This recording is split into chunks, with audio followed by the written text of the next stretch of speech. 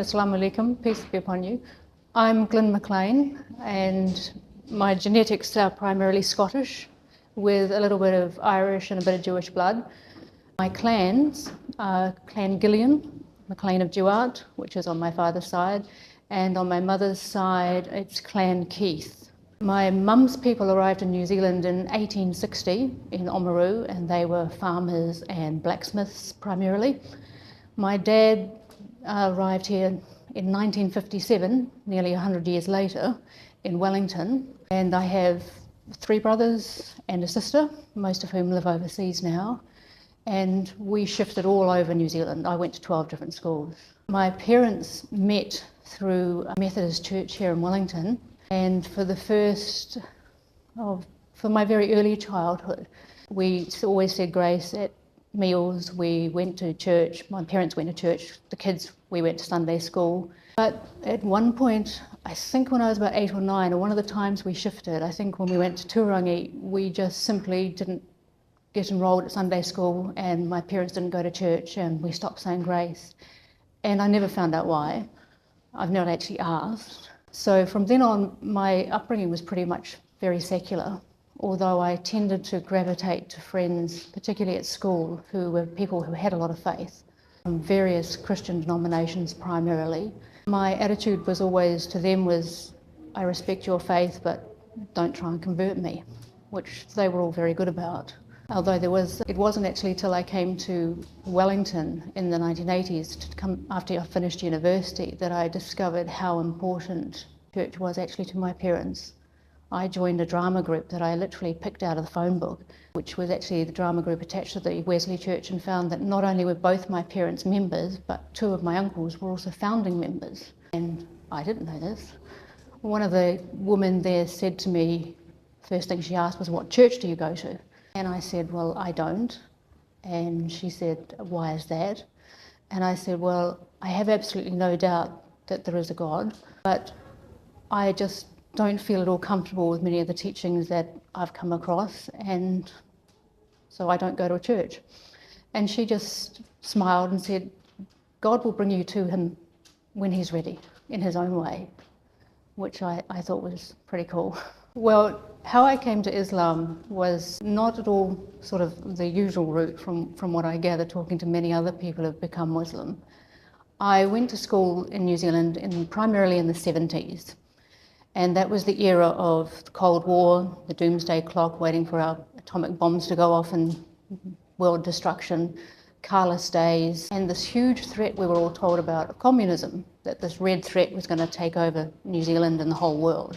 And the first New Zealand election that I remember was the infamous Dancing Cossacks election, where Mr. Muldoon had these advertisements with Dancing Cossacks saying a vote for Labour was Reds under the bed, and if we voted for Labour, the whole country would become communist. And in the 1990s, I began to notice that whereas the whole communist thing had sort of faded away with the collapse of the communist empires, that in the 1990s, Islam was starting to be portrayed in a very similar manner, but with a very substantial difference. With the whole communism threat, we had a lot of information about, if you like, both sides of the stories.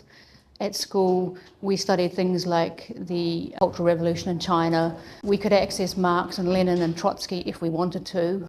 Animal Farm was on the New Zealand school curriculum, 1984. Quite a lot of things that actually dealt with the sort of whys and wherefores behind it. But with Islam in the 90s, there was nothing. There was just this great big threat. The colour had changed from red to black, but there was almost nothing else. Now, I made the decision to educate myself because I felt that it was, well, completely wrong to basically just have one set of information. And I decided the best way to go about that was to go to the source. I'd studied quite a lot of other religions, and to get away from the sort of dogma of humans, and you get humans running organisation and politics, get involved in all sorts of things. So I always try to go to the most important sources for that faith. So I decided to read the Quran. That was easier said than done because I couldn't obtain a copy. There were none in the libraries. The bookshop said they couldn't get me any in. Now, I knew at that time that in Daniel Street in Newtown, there was a house which said Wellington Islamic Centre. It was before we had the mosque. And I didn't doubt that I could wander down there and ask to borrow a Quran and someone would lend me one. I didn't, because I was very aware that I didn't know how to behave. I didn't want to cause anybody offence. And I mean, I know how to behave on a marae. I know how to behave in a range of Christian churches, from Christadelphian to Catholic to Baptist. I know how to behave at a Samoan funeral, but I had absolutely no idea how to behave when communicating with Muslims. So I didn't do that. I eventually ordered a copy from Amazon.com over the internet. And when it arrived, I expected it to be something completely foreign. I studied Japanese language at university, and I expected the Quran to be as foreign to my way of thinking and my entire upbringing as Japanese languages to English. And I was wrong. I was absolutely gobsmacked when I opened this up and started reading about all the stories that I'd been brought up with as a kid. There was Adam and Eve, there was Abraham, there was Hud, there was Jesus, there was Mary, peace be upon them. All the things that had been the cornerstones of my very early upbringing and very much the sort of value systems that my family had. And yet they were told in a way that answered all the concerns I'd had previously. For example, the decision to take from the tree of knowledge. That was a joint decision. It wasn't some evil woman had actually come in and led this bloke astray. And particularly the prophet Jesus, peace be upon him. I'd always been concerned that from what I was taught at Bible studies and at Sunday school and at church, that everything pointed to the fact that this was a man, an enormously important man, and a man with an incredible message, but a human being. And I'd never been able to reconcile the sort of slide through to divinity, even though the church I was brought up in, we didn't believe in the Trinity. But there was still aspects of divineness being given that I didn't ever feel comfortable with, because the stories didn't match. And once I got over my shock, which was pretty massive, my next feeling was to feel ashamed because of my ignorance, and not just my ignorance, but the ignorance of the community in which I lived. And the fact that we were talking about the same God, subhanahu wa ta'ala, the God of Abraham. This is what I would have said previously was New Zealand's God, and yet we didn't even know this. And that was really, really strong. And as I continued to read, it wasn't very long before it became very apparent to me, and I really am insufficiently articulate to express exactly how this felt, but it became very apparent to me that what I was reading was the truth, and the truth in the most profound sense was staring me in the face. I didn't tell anybody else about this at the time. I finished reading the Quran, and in translation obviously, and then I read it again. And after the second time through, I decided to do quite a lot of research on the internet and look at how one became Muslim, what one did, how one behaved, and the general implications. And I had a great deal of difficulty finding information other than the very basics, like the 5 pillars. Information about how to pray, those sort of things I actually found quite difficult. This is, again, in the very early 90s, and things have changed since. And I remember finding a couple of articles which said you have to make, and there was an Arabic character. And I was thinking, what's that? And they was talking about before prayer you make.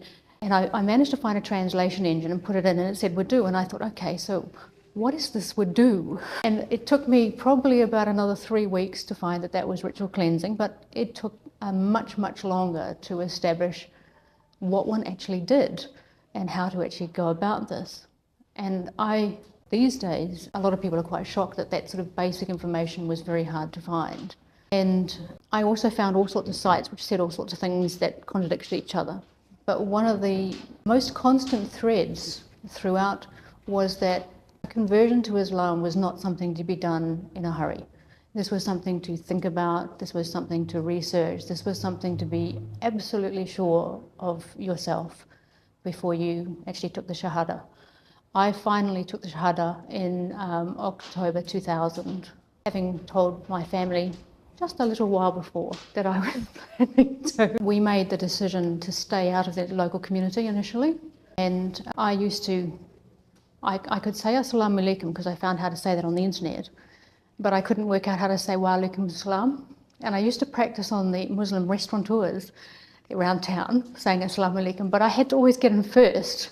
So I had to get in there and say Assalamu alaikum before they could say anything. And one of the owners of Tabak, who have now unfortunately gone back to Pakistan, I eventually plucked up enough courage to approach him and ask him if the local community had a website. And he gave me the address and who to contact, because I build websites and we host them. And I sent a letter in to Iman offering to build the website and host it for them if they wanted us to.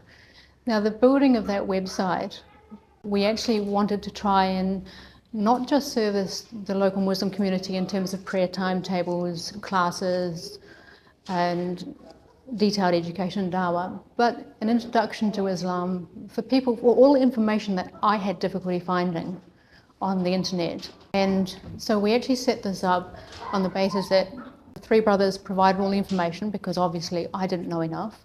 And we built an introduction area which covered really basic things like how to approach the Quran, the concept of God in Islam, the concept of worship in Islam, and they're quite different from in Christianity. Things about attitudes to the afterlife and such like, plus an area of education and dawah with things like detailed things like the verdicts of fasting and the Prophet's night journey, and interfaith area, a detailed article on Islamic dress requirements for men and women.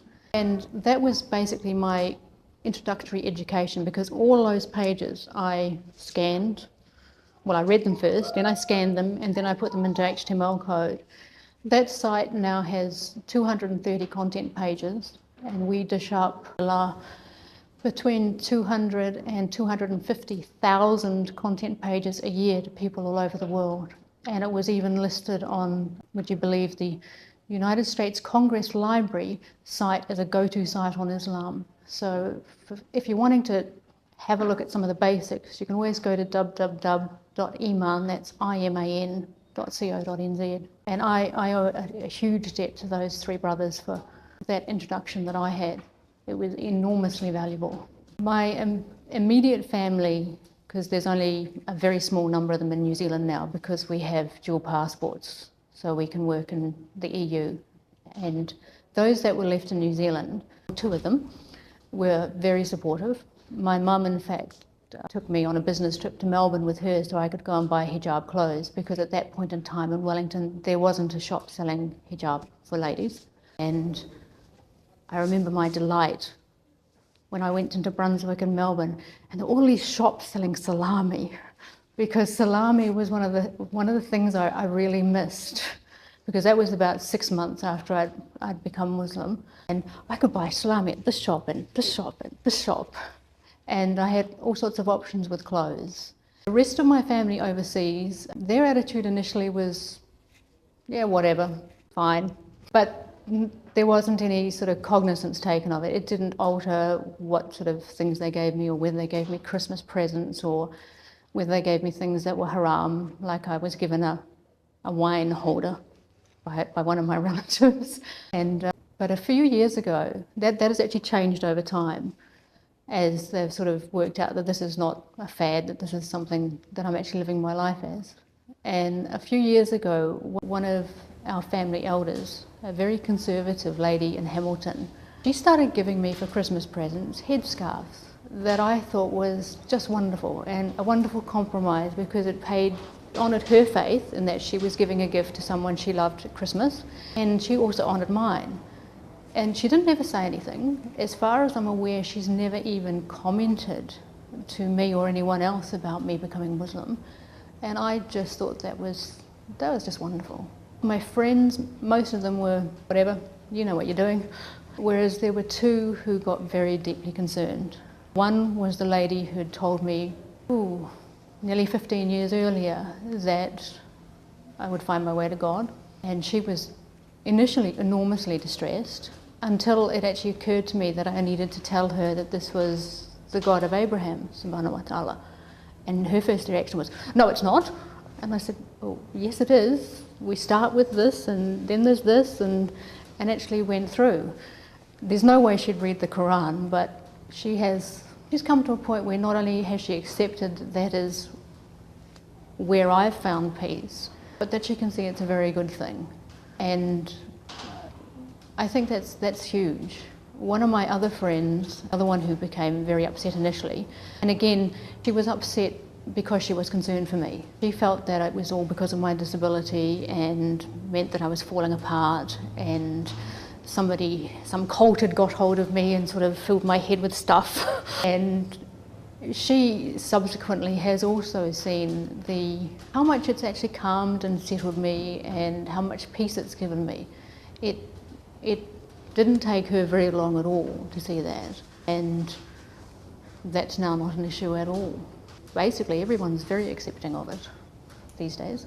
My decision to wear hijab, it just felt for me to be the natural thing to do because of the importance of modesty in Islam. And that's modesty not just for women, but for men, in terms of the way you dress, but in terms of what you do with your wealth, how you show your wealth, all those sort of things. The whole concept of leading a modest life seemed to me that hijab fitted that just perfectly. And it was also very clearly outlined as that was the appropriate way for a woman to behave. And I was very comfortable with that. I started wearing hijab as soon as I took the Shahada. At that stage, only about 30% of the women in the Wellington community wore hijab, and I realised that later, once I became involved with the community, that a lot of women were actually receiving quite negative reactions. Whereas I had quite a substantial advantage in the fact that I had blue eyes and white skin. So when people looked at me, because I normally walk with my head down because I have to concentrate on where I'm walking, they would look at me and sort of glare at me, and I'd look up and smile, and they were usually so shocked to see blue eyes and a white face that they just backed off. After September 11, things got very difficult in Wellington for women wearing hijab. Quite often we were actually targeted on the street, and I was personally a couple of times. And the way I responded to that was to try and go out in public with as much open face and as much a smile as I could.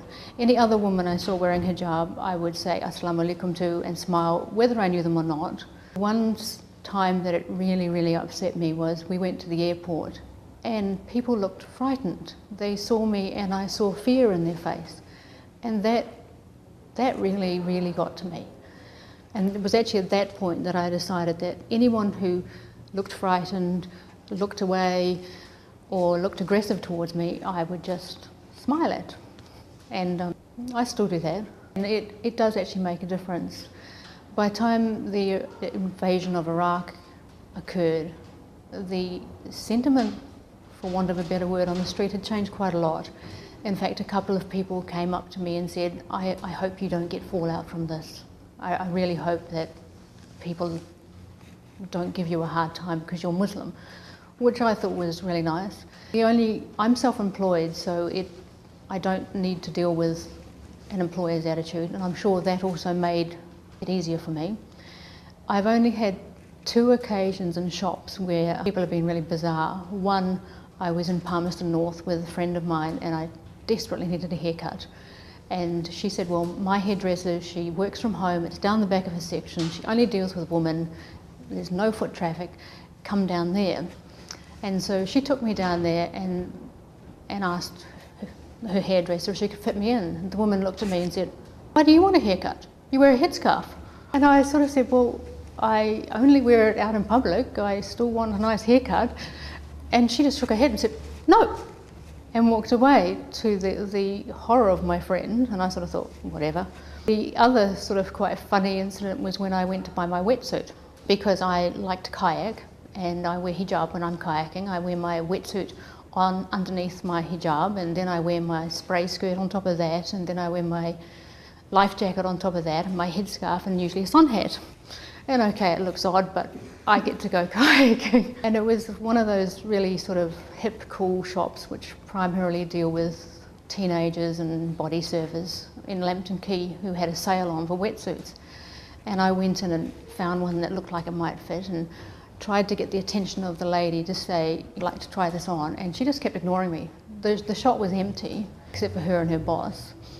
And I finally said, "Look, I want to try this on," because the changing sheds were corrugated iron or something and they weren't obvious. She said, "Why?" And I said, "Well, I want to find out if it fits me."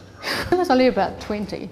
And she said, "Well, why?" And I said, "Well, I want to go kayaking. Is that the changing room? Can I go in there, please?" And so I went in and got changed, and as I did, I heard her boss, who would have been all of sort of 22, come over and tell her off, and that you don't ever make assessments or assumptions on the basis of what people are wearing. And what was most interesting to me, he did it so strongly, I actually felt sorry for her.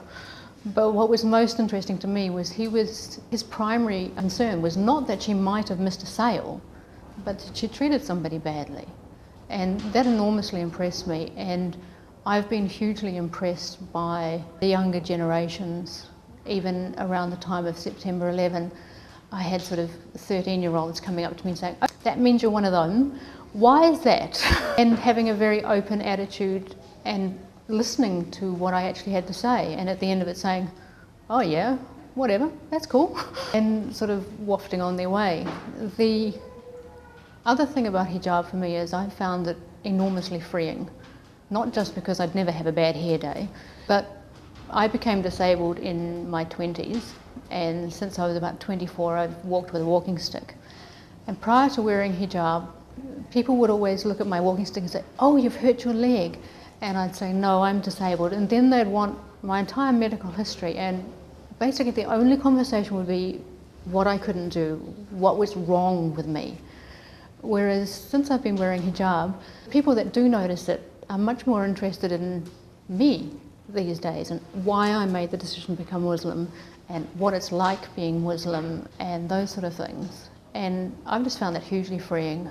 In the 80s, was working in a job where you had to power dress. I had to wear a different suit to work every single day. And then in the early 90s, I was working for another outfit, and they decided that we had to wear uniforms, the staff. The staff was 50-50 women and men. And then it turned out at the meetings they only wanted to put the girls in a uniform. And we were the one who wore suits to work, and the men could just wear jeans. And I just don't have any of those hassles anymore. And it does really focus people in on you as a person. I often hear people getting very upset on the media, sort of saying, "Well, this is aggressive and this is not New Zealand and this is all sorts of things." And my response to that is always, I was born and bred in this country, and as long as I can remember, everyone has been allowed to wear whatever they like as long as they follow basic standards of decency. So why does it matter to anyone else why I wear this? I'm not asking you to. And I really find that sort of getting stressed out about it very odd, and always have done. In New Zealand, I think Islam can offer hope. That's one of the most important things that it gave to me. We have one of the highest youth suicide rates in the world, and too often so many large portions of our population are being told they're failures. I was brought up that the road to hell was paved with good intentions. Islam, it is completely different. In Islam, your intentions are valued, your intentions are rewarded, your intentions are everything. So if you do something and your intentions are good, but you actually don't execute it properly and you get it wrong, you aren't a complete failure. You actually have achieved right up to the point where it actually went wrong. Yes, you still have to deal with whatever mess it might have created going wrong, but you're not a failure. And I think that is something that New Zealanders are very bad at doing, is giving credit where credit's actually due, even when it's in small amounts, and it's small amounts that can give people hope. I also think that I remember when I was very small at a Sunday school class being told about crabs, how it was so easy for Christians to be crabs. We would be taught to walk straight on Saturdays and we'd walk sideways all the rest of the week. What Islam provides through the fact that it is actually tailored for humanity, it understands human frailties and human weaknesses. And for example, if your meal is ready and it's time to pray, you eat, then you pray. If you need the loo and it's time to pray, you go to the loo and then you pray. And the whole structure of having the 5 daily prayers means that if you've started to walk sideways, even partway through your day, when it's time for salat, for prayer, it focuses back in again, calms things down and puts you back on the right track. And all the way through, you're being given the opportunities to follow a peaceful Islamic lifestyle. And it's actually not at conflict. There's no concept of original sin, that you start off bad and you've got to try and be good, and chances are you're going to be bad anyway. You actually start off as good as you can possibly be, and it's a matter of trying to maintain that throughout your life. I recently read an extraordinary book called Salmon Fishing in Yemen, and the Sheikh character in that book, he made the statement that faith comes before love and before hope. And I think that is just so true. And Islam is a faith that allows you to keep shoring yourself up all the way along. And there's been a huge increase in knowledge since the September 11 attacks. I mean, they were absolutely horrific, and I shudder at the very thought of them. And if some good has come out of them, it has been a greater awareness of Islam, and not just from people wanting to find out about it, but also from Muslims making it more available. Because so many Muslims have been brought up Muslim, Islam is like what they were taught at home. Because of the very big difference between Christianity and Islam, in that if you ask a Christian person to tell them about original sin, or to tell them about Jesus and Mary, peace be upon them, they'll tell you. If you ask them what their faith is about, they'll tell you. If you ask a Muslim, they'll say, I'm not a scholar, which was interpreted in quite a different way from how it was actually meant. All that they were actually saying when they say, I'm not a scholar, which is what I say these days, is that I am not best qualified to answer that question. Whereas what I think the Muslim community in New Zealand has become much better at is then providing information as to who to go and talk to, or where this information actually is available. I've found no conflict between being Kiwi and Muslim, none whatsoever. If I was working for somebody else, there could be difficulty praying Asr, that's the afternoon prayer. It would be quite easy to fit in all the others, and I imagine from the people that I've worked for over the years that the only difficulty would be where you actually go to pray, because most places you can take a 5 or 10 minute break. Most Kiwi employers, my employers have primarily been small business, tend to be comfortable employing people who look like them and behave like them. But that has changed enormously even in the last 10 years. For example, my hairdresser, who I was the first Muslim she'd ever met, she's now employing a Muslim girl, and a hijab wearing Muslim girl too, in a hairdressing salon. And it's working out very well, alhamdulillah. And she actually said to me the hairdresser said to me last time I was in there, because she always gives me the last appointment, she makes sure there's no other clients around, she always puts the blinds down, those sort of things. She said, you know, I would have missed out on employing her if it hadn't been for you, because it simply wouldn't have occurred to her. Too often it's interpreted as being racist, whereas more often than not, it's a matter of the same problem that I had initially with not wanting to go to the Islamic Centre, simply not knowing how to behave and not giving offence. I mean, New Zealand is largely a very inclusive and accepting place, which is often undervalued, I think. When I went to Melbourne in 2000, and this is before September 11, within half an hour of getting off the plane, I was wearing hijab, I got spat at. And even at the very worst of times here in Wellington, that's never happened in New Zealand. And I think it's very important that we don't allow ourselves to be ghettoised, and that Muslims keep interacting with non-Muslims, because in Melbourne, you literally turn a corner from one suburb to the next. In one suburb you won't see anyone wearing hijab. You turn the corner, not only are there salami selling halal butchers, but there are women in headscarves and men in Islamic dress all the way down the street. And yet a block away you won't see one. And I was told many times on that short trip that I was in an area, because I was staying in South Yarra, that Muslims shouldn't be staying in. And I think that's a lesson for New Zealand Muslims and non-Muslims alike, that we need not to get in that situation. Give dawah to non-Muslims with kindness and good manners.